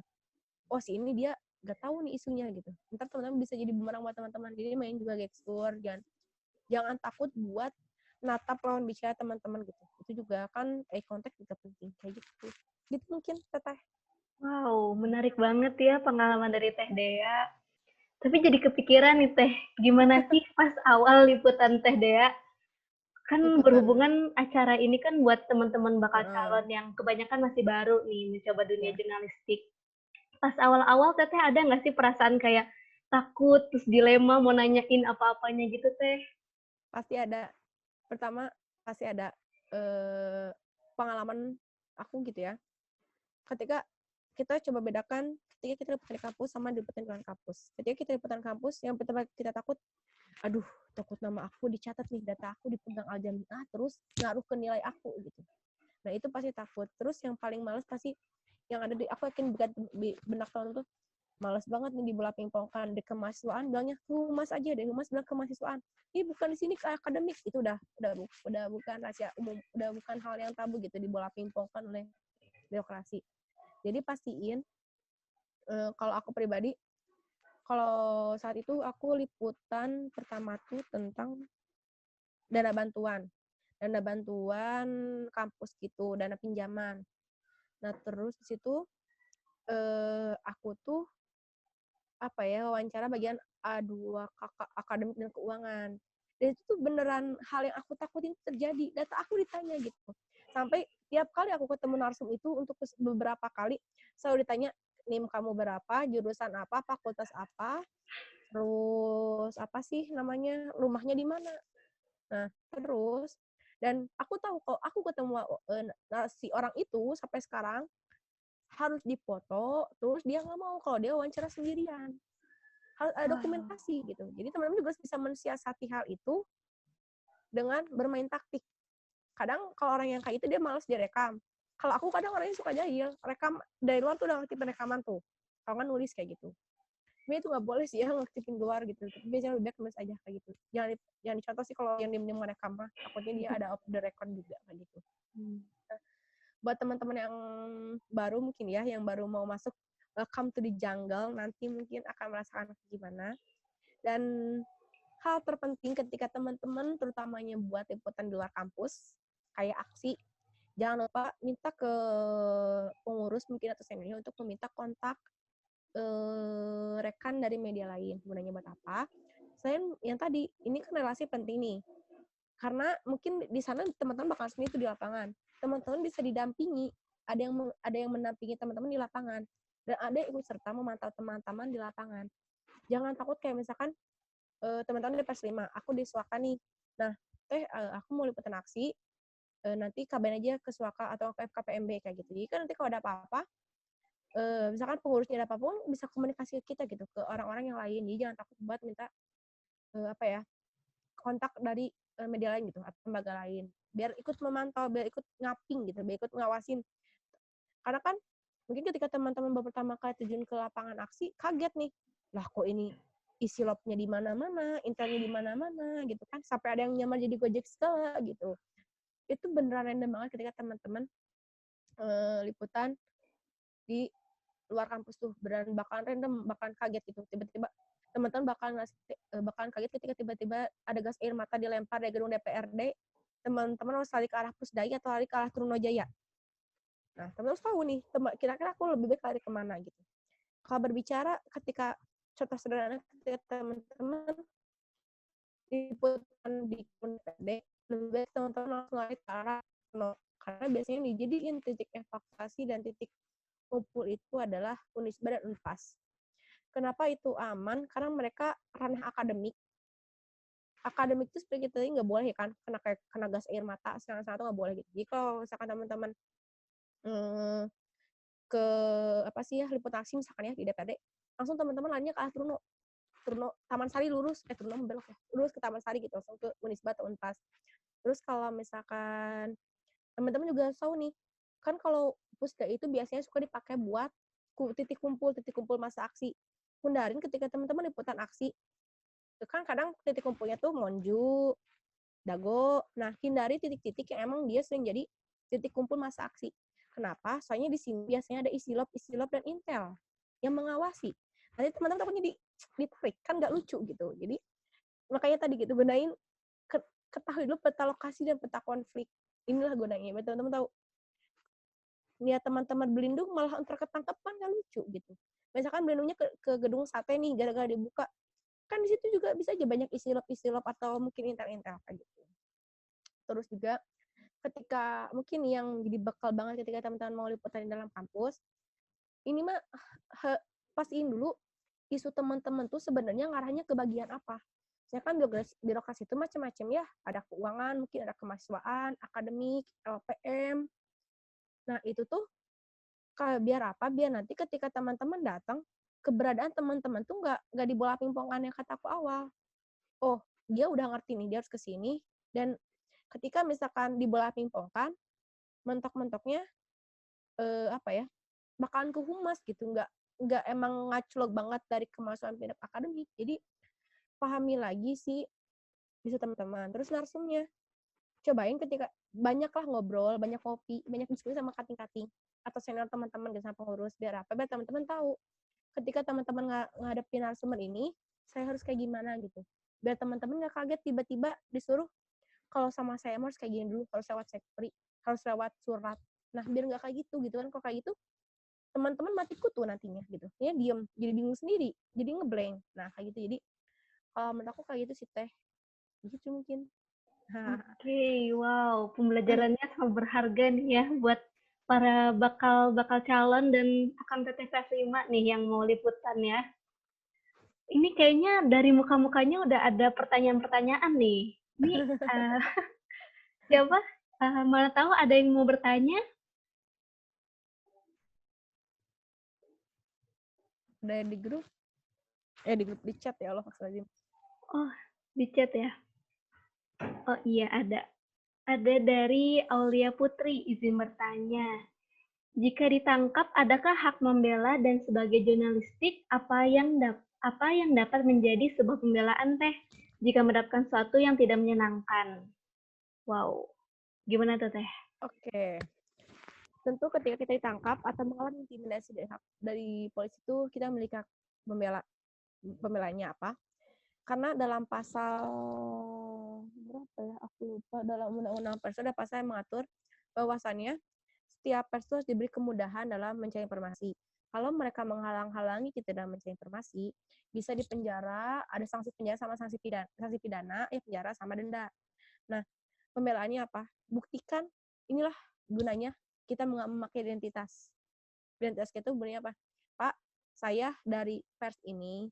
Kan kalau misalkan teman-teman ada pembuktian nih, saya dari pers ini. Kalau misalkan teman-teman baru, anggota baru, mungkin belum punya kartu pers, minta surat tugas teman-teman. Itu buat backup. Atau misal enggaknya, instruksi yang menginstruksikan buat teman-teman itu harus liputan. Itu pembelaan banget.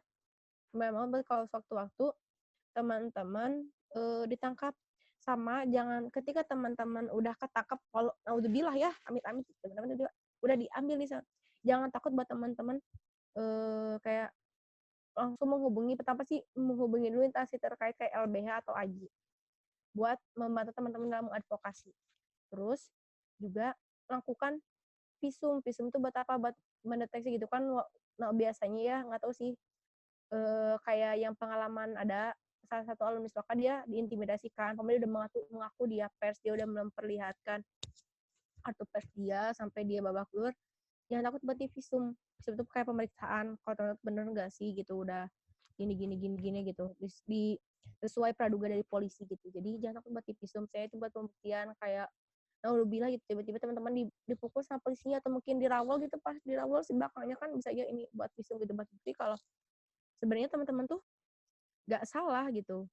Jadi kalau pembelaannya pertama pasti itu tadi, bukti surat tugas kalau nggak kartu pers yang menandakan bahwa teman-teman tuh pers dan pers tuh punya hak untuk meliput dan dilindungi hak untuk mendapatkan informasi dan dilindungi saat melaksanakan tugasnya gitu. Kalau misalkan masih ditangkap, ya tadi hubung lagi kayak insan dia untuk melakukan visum. Sama ini kalau misalkan walaupun visum, kalau misalkan nanti tiba-tiba pas ditangkap ya, amit-amit ya, jangan sampai gitu.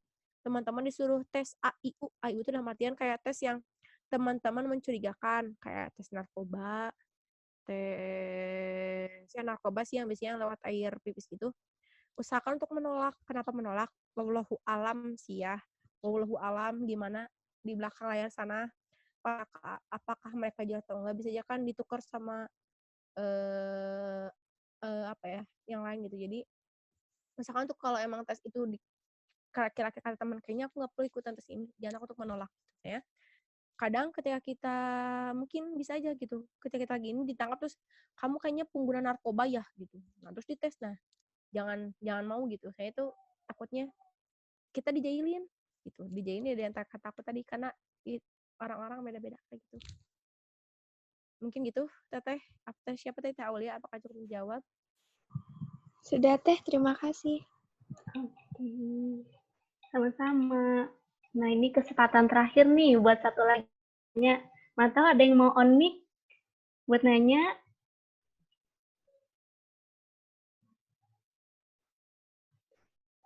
Atau lewat chat juga boleh, nggak apa-apa.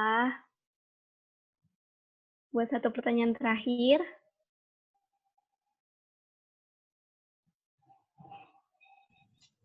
Teh Dia, aku boleh nanya? Boleh banget nih. Boleh langsung, Teh Davanisa.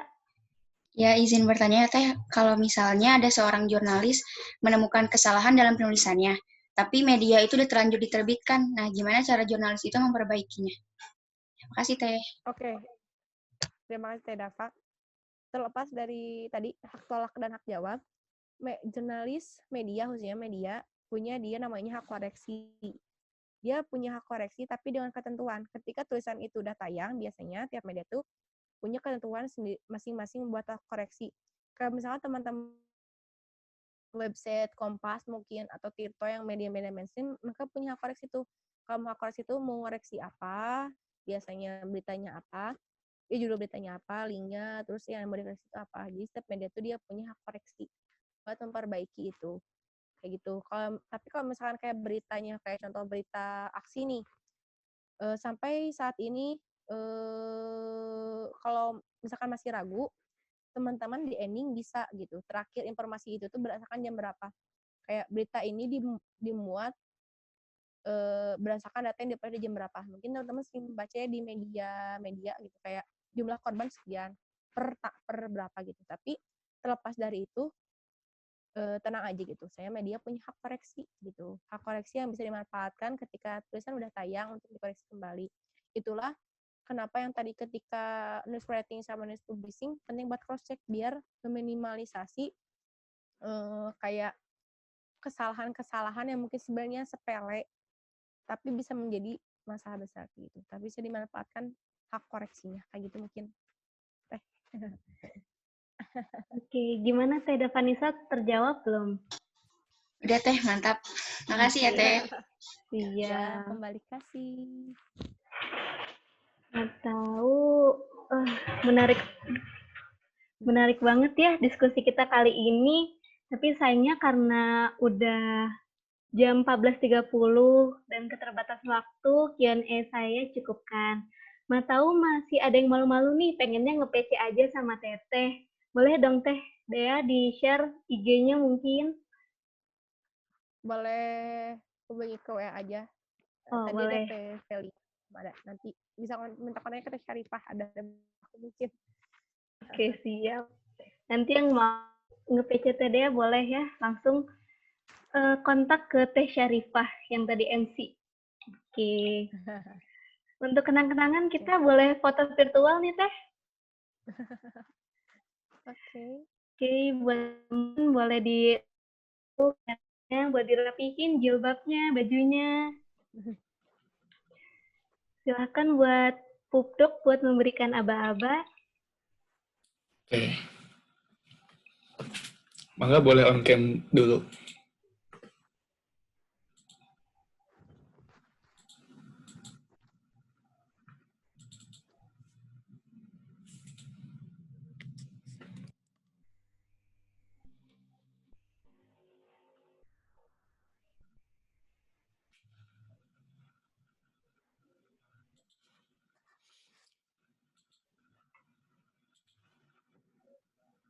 Ya, dimulai aja ya. Bentar. 1, 2, 3. Oke. Lagi. Sekali lagi deh. Oke, Gaya. 1, 2, 3. Oke, mantap. Makasih semuanya. Oke, terima kasih Pupdok. Terima kasih juga buat Teh Dea udah share ilmunya, share pengalamannya. Makasih banyak ya Teh. Sama-sama, makasih juga buat Persima atas kesempatannya. Nanti mungkin kita bisa diskusi lagi, ngobrol lebih lanjut. Jadi kita nanti bakalan sharing. Sama ingat yang tadi mungkin ingat kembali tidak ada Wita buat harga nyawa. Jadi perhatikan kembali satu Wita. Kita berpedoman kepada 9 elemen jurnalistik, kode etik, dan undang-undang pers. Iya. Iya.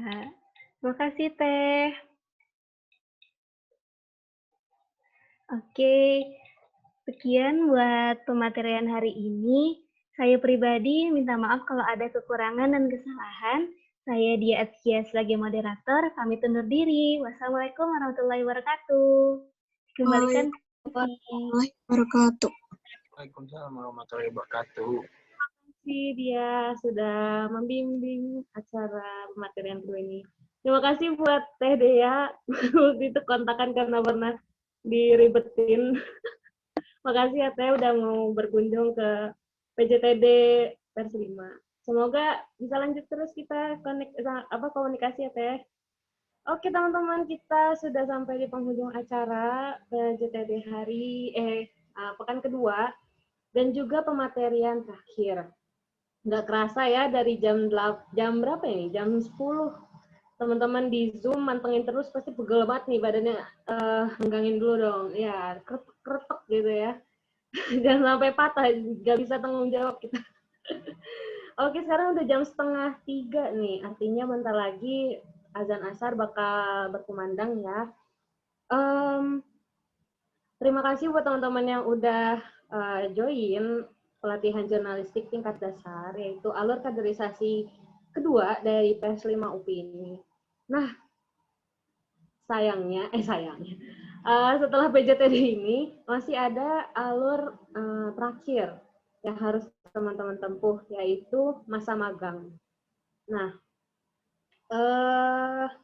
penjelasan singkat mengenai magang ini, teman-teman di sini ada 69 partisipan, akan dikomunikasikan kembali sekitar hari Rabu.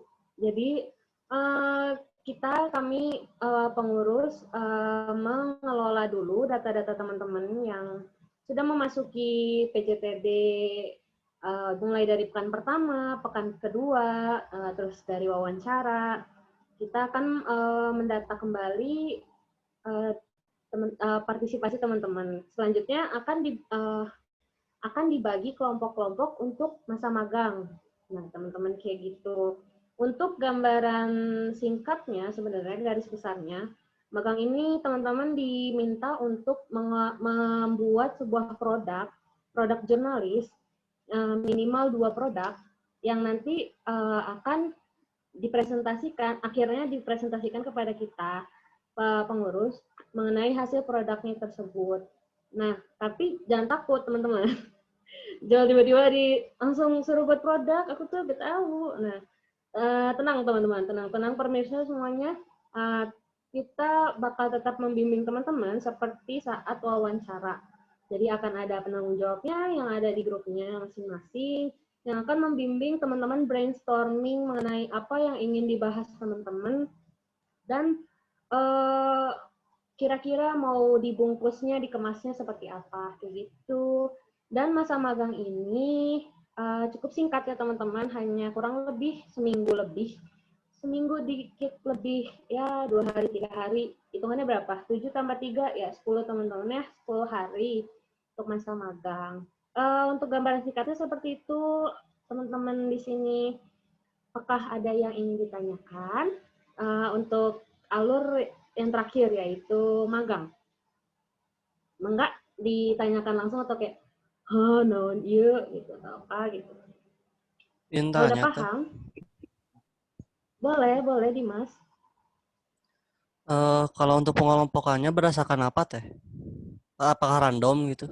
Eh, Ya, akan di random sesuai bidangnya. Nanti di satu kelompok ini akan dicampur berbagai bidang karena saat kalian sudah masuk tes 5 nanti, bukannya kalian masuk bidang satu ini kalian nggak bisa nggak peduli dengan bidang yang lain seperti itu. Jadi setiap bidang itu punya rantai yang bersinambung kayak gitu teman-teman. Esensinya untuk berkelompok sebenarnya. Kayak gitu Dimas. Oh iya teh, terima kasih. Oke, sama-sama. Ada lagi Saya kah? mau tanya. Boleh Eva. Pengen memperjelas aja teh, jadi nanti si dua produk jurnalis ini tuh per kelompok atau individu ya Teh? Per kelompok. Jadi pertanggungjawabannya ini oleh kelompok. Di esensinya juga yaitu kerjasama kelompok, teamwork, membangun teamwork teman-teman. Begitu Eva. Oh iya, terima kasih Teh. Oke, sama-sama. Adakah lagi yang ingin bertanya? Aku ingin ditanya. Ada? Saya izin bertanya, Boleh. waktu minggu kemarin teh gini disuruh bikin berita, Ya. itu ingetnya kemana? Ke Google Drive, nanti linknya menyusul ya teman-teman. Iya, teh. Maksimalnya itu hari Kamis.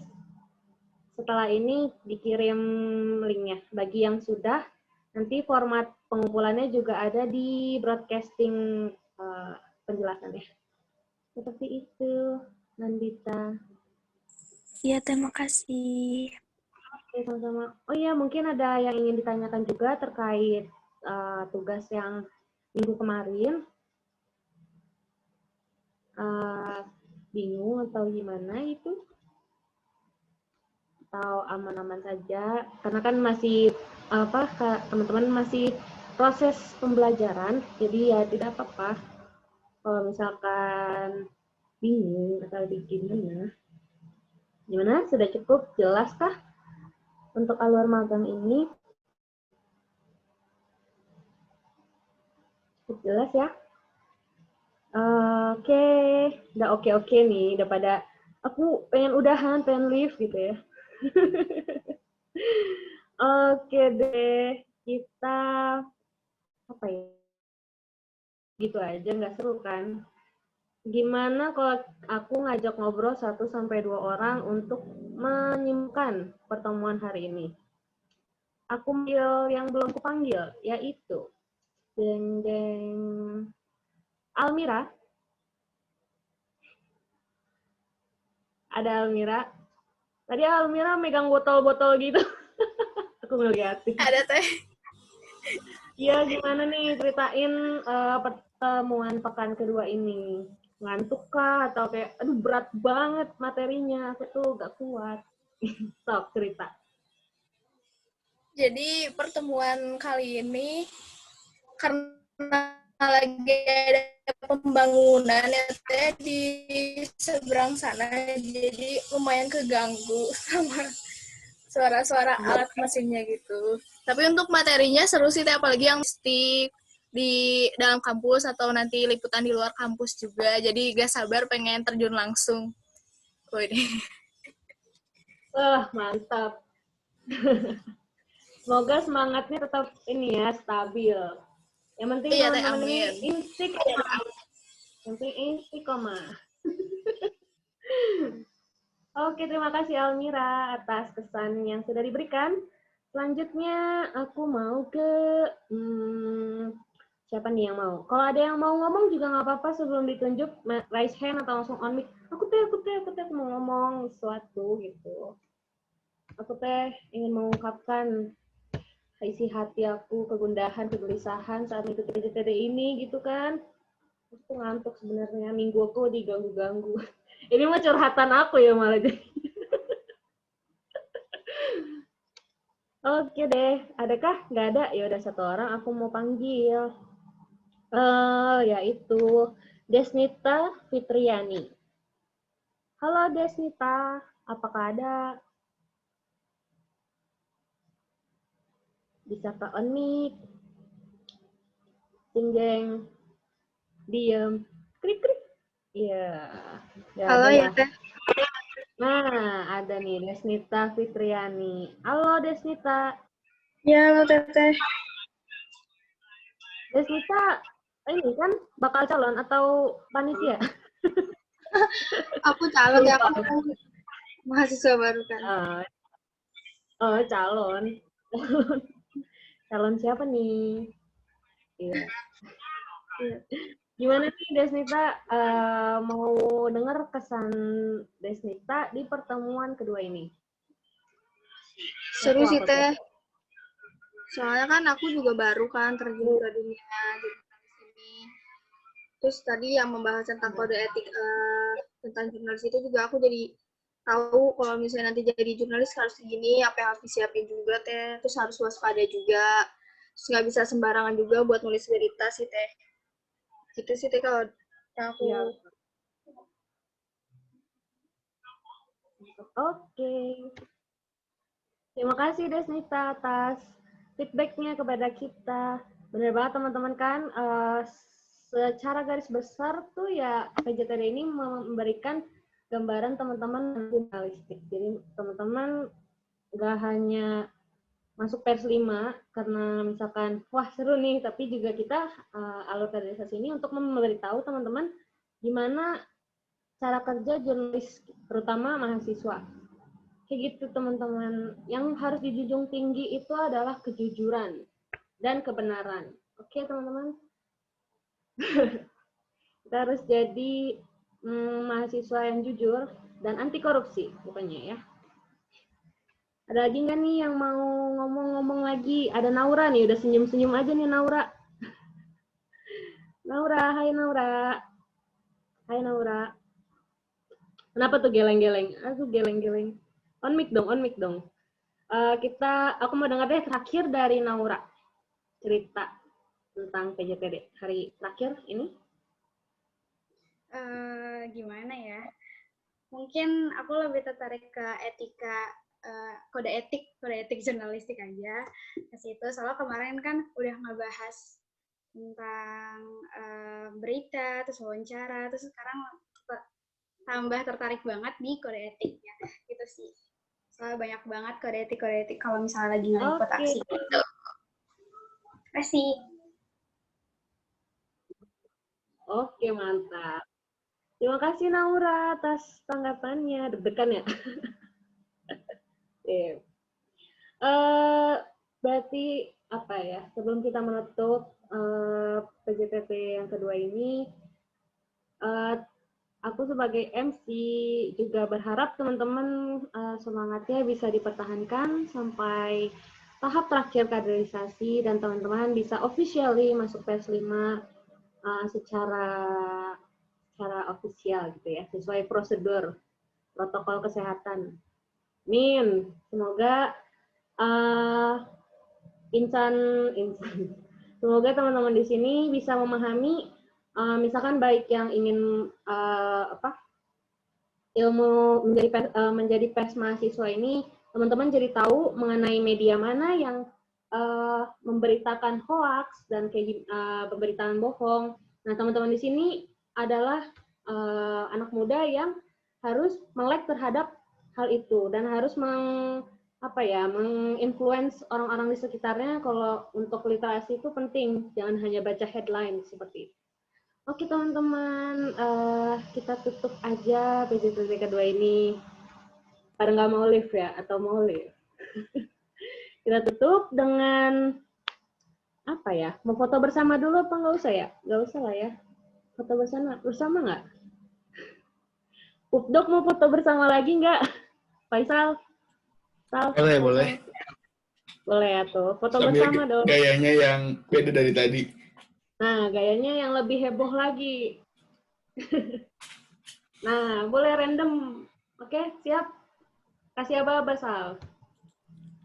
Sok pada bising mau pada on cam dulu.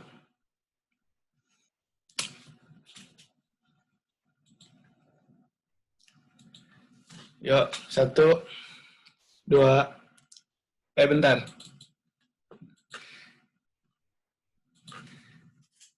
1, 2, 3. Bentar ya. No, Sal. Wait.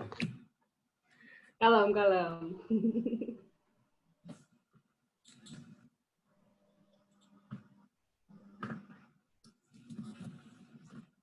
Udah pada kering ini giginya senyum terus. Iya, maaf.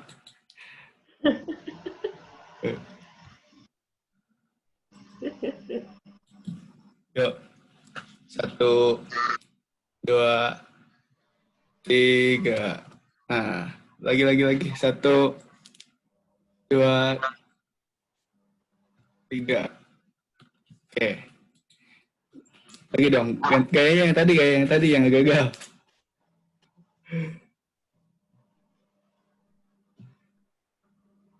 Tuh, 2, 3. Oke. Oke, mantap. Terima kasih Pupdok Faisal atas mau screenshot terus ya. Semangat screenshot. Oke deh teman-teman, sudah benar-benar di penghujung acara. Kita tutup saja PJDT kali ini. Sekali lagi, kita pengurus berharap teman-teman semangatnya tetap dijaga sampai akhir kaderisasi nanti. Oke teman-teman, mau ambil malesnya, mau ambil buruknya, mau ambil senang-senangnya, mau ambil apapun hal yang kalian dapatkan di PJTD ini dan alur kaderisasi PS5 ini, semoga menjadi hal-hal yang baik untuk teman-teman semua ya. Saya Syarifah Nuraini sebagai MC kali ini pamit undur diri. Assalamualaikum warahmatullahi wabarakatuh. Dadah. Selamat sore. On mic dong, dadah gitu. Dadah. Terima kasih semua. Wabarakatuh. Selamat sore. Bye-bye. Semua sampai ketemu offline. Dadah. Dadah, Teteh. Dadah. Dadah. Lambai tangan. Dadah. Lambai tangan. Panitia jangan keluar. Panitia masih ada evaluasi. Ada evaluasi. Woi.